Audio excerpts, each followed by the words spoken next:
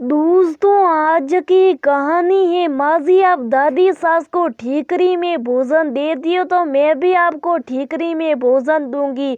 दोस्तों, कहानी शुरू करने से पहले अगर हमारे चैनल को सब्सक्राइब नहीं किया हो तो कर लीजिए ताकि आपके पास पहुंचे हर रोज नया वीडियो।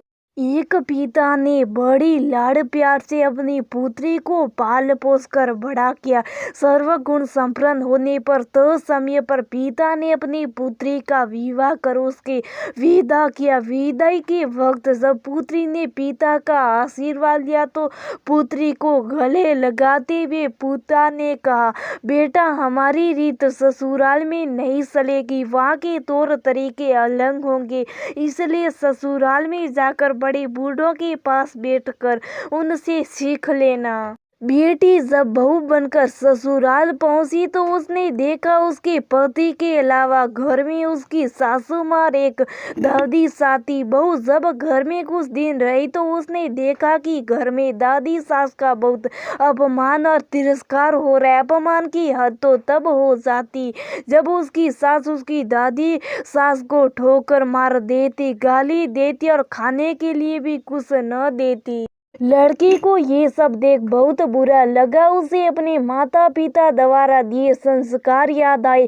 उसे अपनी दादी सास पर बहुत दया आई। उसने सोचा घर में बड़े बूढ़ों का तिरस्कार होने से घर नरक बन जाता है, मुझे अपनी दादी सास के लिए कुछ करना चाहिए। उसने सोचा अगर वह अपनी सास को समझाने का प्रयास करेगी तो उसकी सास उसके साथ भी इसी तरह का बर्ताव करने लगेगी। उसने खुद अपनी दादी सास की सेवा करने का सोचा।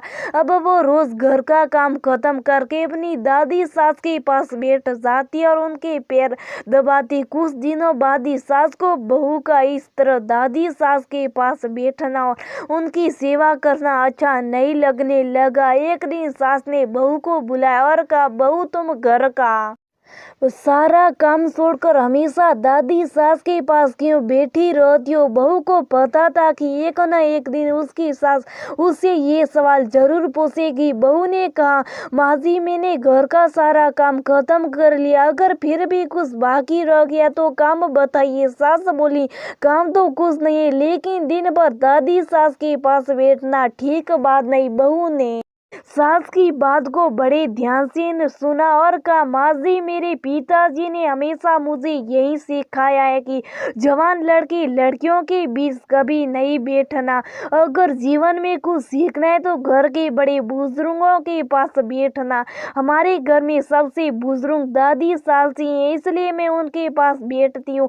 मेरे पिताजी ने मुझे विदा करके वक्त भी कहा था कि अब वह तेरा घर है और वहीं के रीति रिवाज तुझे मानना है। इसलिए मैं घर के रीति रिवाज के बारे में दादी सास से पूछती हूँ कि मेरी दादी सास आपकी कैसे सेवा करती। सास ने जब ये सुना तो घबरा कर पूछा, बुढ़िया ने क्या कहा तुझे मेरे बारे में? बहू ने बड़ी चतुराई और शालीनता के साथ जवाब दिया, माँ जी, दादी सास कह रही थी अगर तेरी सास मुझे गाली नहीं दे और ठोकर नहीं मारे तो मैं सेवा ही मान लूँ। बहू की बात सुनकर सास ने बहू से पूछा, क्या तू भी मेरे साथ ऐसा ही करेगी?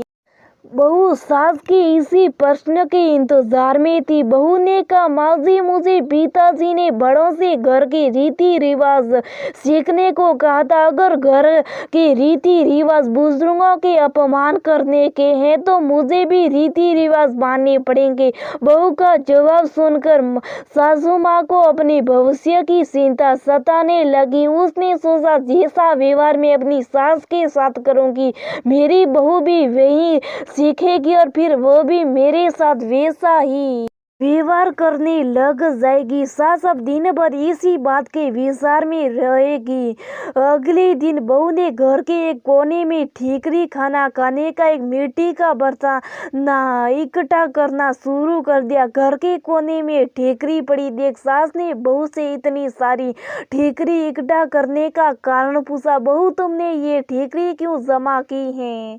बहू ने बड़ी विनम्रता से कहा, माँ जी आप दादी सास को ठीकरी में भोजन देती है, इसलिए मैंने सोचा कि बाद में ठीकरी मिले न मिले, इसलिए अभी से आपके लिए ठीकरी जमा कर देती हूँ। बहू का जवाब सुनकर सास घबरा गई और उसने पूछा, तू मुझे ठीकरी में खाना परोसेगी क्या?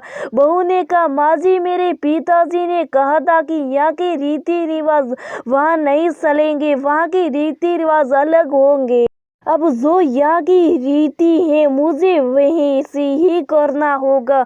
बहू की बात सुनकर सास ने कहा, ये यहाँ की रीति थोड़ी है, तू अब दादी सास को थाली में भोजन दिया करना। बहू सास की बात सुनकर बहुत खुश हुई। बहू की चतुराई से अब दादी सास को थाली में भोजन मिलने लगा। अगले दिन बहू ने देखा कि घर में सबके खाना खाने के बाद बचा हुआ खाना बूढ़ी दादी सास को दिया जाता था। बहू उस खाने को बड़े गौर से देखने लगी। बहू को इस तरह खाने को देखने पर सास ने पूछा, बहू क्या देखती हो? बहू ने कहा, सीख रही हूँ, घर में बूढ़ों को क्या खाने को दिया जाना चाहिए। बहू की बात सुनकर सास ने घबरा कर कहा, बेटा ये कोई घर की रीत थोड़ी है, कल से तू दादी सास को पहले भोजन दिया करना। बस अगले दिन से दादी सास को बढ़िया भोजन मिलने लगा। धीरे धीरे बहू ने सास की सारी आदतों को बदल दिया। अगर बहू अपनी सास को उपदेश देती कि उन्हें बड़े बूढ़ों के साथ इस तरह का व्यवहार नहीं करना चाहिए तो सास उसकी बात कभी नहीं मानती। इसलिए आज की युवा पीढ़ी को चाहिए कि उपदेश देने के बजाय खुद के आचरण में सुधार करना चाहिए। इसलिए कहा गया बातों का असर नहीं पड़ता।